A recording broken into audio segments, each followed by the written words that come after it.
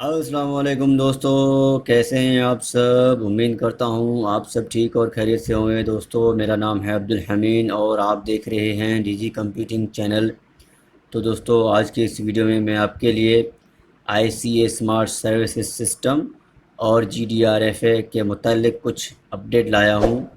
और जो आपकी एप्लीकेशन रिजेक्ट हो रही है तो उससे मुतल्लिक भी आपको कुछ नई चीज़ें बताऊँगा। ठीक है, तो चलते हैं बिना टाइम वेस्ट किए हुए।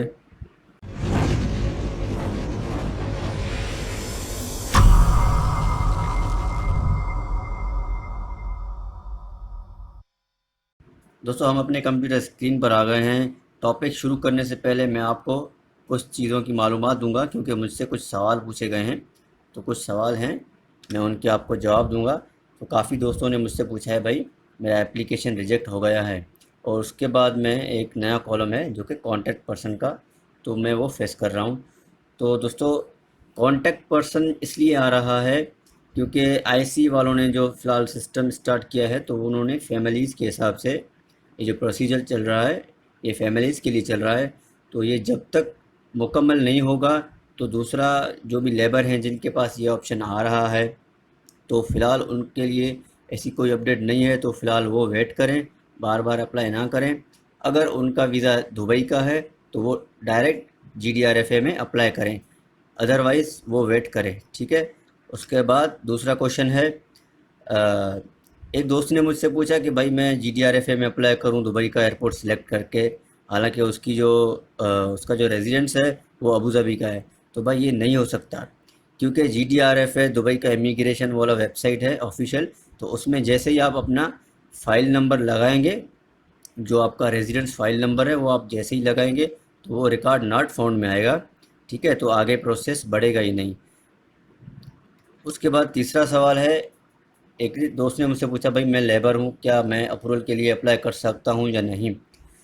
तो अगर जो भी लेबर दुबई के रेजिडेंस होल्डर हैं, तो वो जीडीआरएफए में अप्लाई कर सकते हैं।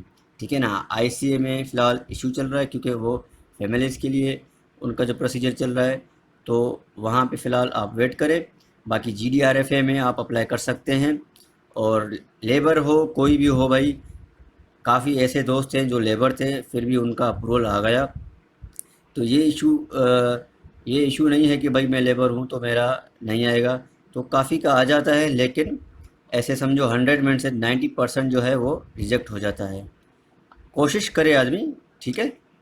चौथा सवाल है हमारा, किसी दोस्तों ने पूछा, भाई विज़िट वीज़ा कब ओपन होंगे। तो भाई रेजिडेंस वीज़ा वाले खुद परेशान बैठे हैं दूसरे मुल्कों में, तो विज़िट वीज़ा के फ़िलहाल कोई चांसेस नहीं है। दुबई वालों ने अनाउंस तो किया था वो विज़िट वीज़ा ओपन करेंगे, लेकिन कंफर्मेशन नहीं है अभी तक। पहले कंफर्मेशन होगा, उसके बाद मैं आपको बता दूंगा वीडियो में। हमारा पांचवा सवाल है, my application is rejected when I should reapply. किसी दोस्तों ने पूछा कि भाई मेरा जीडीआरएफए में जो मेरी एप्लीकेशन थी वो रिजेक्ट हो गई, तो मैं दोबारा कब अप्लाई करूँगा। तो पहली बात मैं उसे ये बताना चाहूँगा कि भाई फर्स्ट ऑफ ऑल आपका जो एप्लीकेशन वो रिजेक्ट किस लिए हुआ। अगर आपके जो डॉक्यूमेंट्स थे वो ठीक नहीं थे, वो क्लियर नहीं थे, तो आप रीअप्लाई फ़ौरन कर सकते हैं। अगर आपको यकीन है कि मेरे जो डॉक्यूमेंट्स थे वो बिल्कुल क्लियर थे, तो मैक्सिमम आप एक हफ़्ता छोड़ के उसके बाद रीअप्लाई कर सकते हैं। ठीक है, तो उसके बाद हम अब अपने टॉपिक पर चलेंगे। तो आईसीए स्मार्ट सर्विसेज सिस्टम जो है वो एप्लीकेशन क्यों रिजेक्ट कर रहा है। काफ़ी ऐसे समझो सब के सब की जो एप्लीकेशन थे वो रिजेक्ट हो गए। जिन्होंने कंप्लेंट किया था तो उन्हें तारीख दी गई थी कि भाई 28 जून तक हम आपको रिस्पॉन्स करेंगे और इसका जवाब देंगे। तो 28 डेट है आज। तो काफ़ी दोस्तों की जो भी एप्लीकेशन थी सारे के सारों की रिजेक्ट हो गई। वो इसीलिए क्योंकि आईसी वाले अब अपने सिस्टम को अपडेट करेंगे। तो इसके बाद जो न्यू अपडेट हमें मिलेगी, तो वो मैं आपको बताऊंगा कि अब आपको कैसे अप्लाई करना है, नहीं करना है, क्या उसमें चेंजेस एप्लीकेशन में आते हैं नहीं आते हैं, फिर वो भी मैं आपको बताऊंगा। तो उसके बाद अभी मैं बताऊंगा कि एक दोस्त ने मुझे भेजा कि भाई मेरा एप्लीकेशन जो है वो रिजेक्ट हो गया। तो उसकी एप्लीकेशन जब मैंने चेक की, आप यहाँ पे देख सकते हैं पासपोर्ट टाइप पे उसने गलती की, उसने डिप्लोमेटिक पासपोर्ट चूज़ किया। हालांकि उसका जो पासपोर्ट था वो ऑर्डिनरी था, ये इंडिया का भाई है, ठीक है। तो एक इसकी रिजेक्शन की ये वजह थी, और दूसरी वजह, जब मैंने उसकी कॉपी ऑफ रेजिडेंसी चेक की तो भाई का अपलोड में आईडी कॉपी अटैच था। तो भाई इसने तो दो गलतियां की, ठीक है।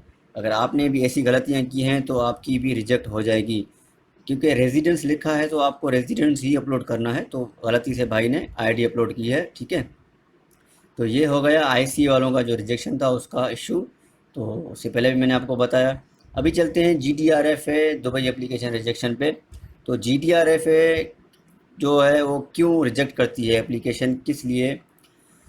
मैंने एक एप्लीकेशन अप्लाई की थी 1 जून को, ICA में एक बंदा था हमारा, ठीक है। 1 जून पे मैंने उसका अप्लाई किया था, कोई रिस्पॉन्स नहीं आया 27 जून तक। तो 24 जून में मैंने, जब ये GDRFA का सिस्टम ओपन हुआ तो उसका दुबई का वीज़ा था। तो 24 जून में आप देख सकते हैं मैंने उसकी एप्लीकेशन उसकी हाँ एप्लीकेशन GDRFA में अप्लाई की।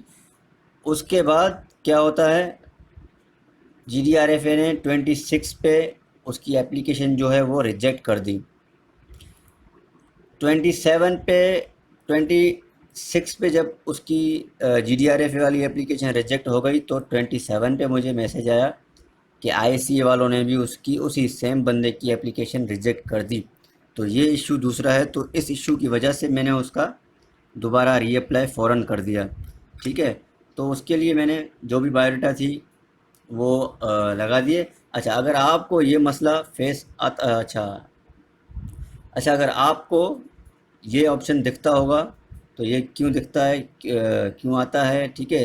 You must accept the undertaking mention the in the application before proceeding with the application.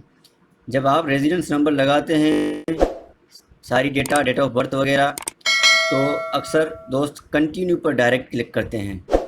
तो कंटिन्यू नहीं करना होता है, हमें सर्च करना होता है। अगर आपको ये ऑप्शन दिखने में आए तो आप सर्च करें, ठीक है, कंटिन्यू पे ना।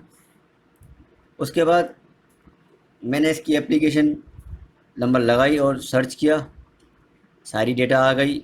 एप्लीकेंट इन्फॉर्मेशन है, उसके बाद ट्रैवल इन्फॉर्मेशन था, उसके बाद मैंने ईमेल दे दी।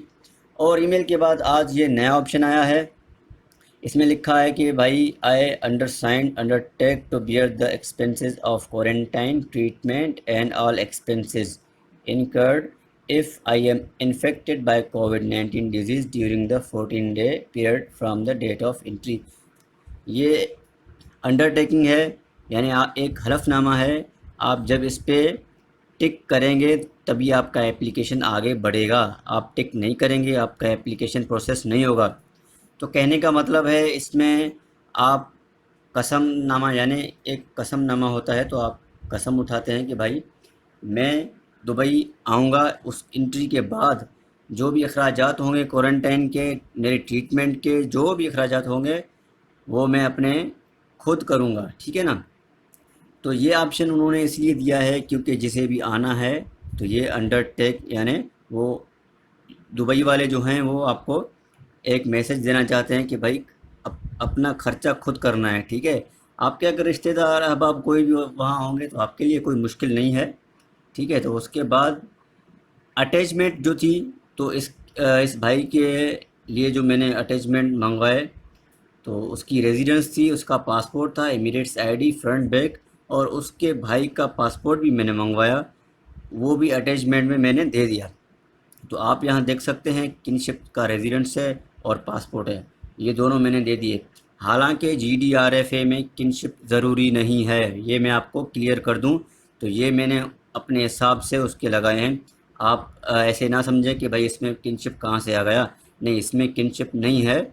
तो ये अपने तरफ से मैंने, उस भाई ने मुझे कहा भाई आप लगा लो अटैचमेंट में, तो वो मैंने लगाए। तो इसका प्रोसेस मैंने कर दिया। अभी इसका जवाब क्या आएगा, जब मैंने ये सबमिट किया तो ये सबमिट हो गया। अब इसका जवाब क्या आता है तो वो मैं आपको अगले वीडियो में बताऊंगा। अच्छा, थर्ड नंबर पे जो कॉन्टैक्ट पर्सन आता है तो इसका भी मैंने आपको बता दिया कि फ़िलहाल भाई फैमिलीज़ के लिए चल रहा है सिस्टम जो भी है। ICA की तरफ से जैसे ही नया अपडेट आएगा तो मैं उन भाइयों को बताऊंगा कि भाई नया अपडेट आ गया है, तो वो अपना एप्लीकेशन दोबारा ICA में सबमिट कर सकते हैं। ठीक है भाई, तो आज का वीडियो यही तक था। उम्मीद करता हूँ आपको वीडियो अच्छा लगा होगा। लाइक कीजिए, कमेंट कीजिए और सब्सक्राइब ज़रूर कीजिए हमारे इस चैनल को। फिर मिलेंगे इंशाल्लाह। अल्लाह हाफिज़।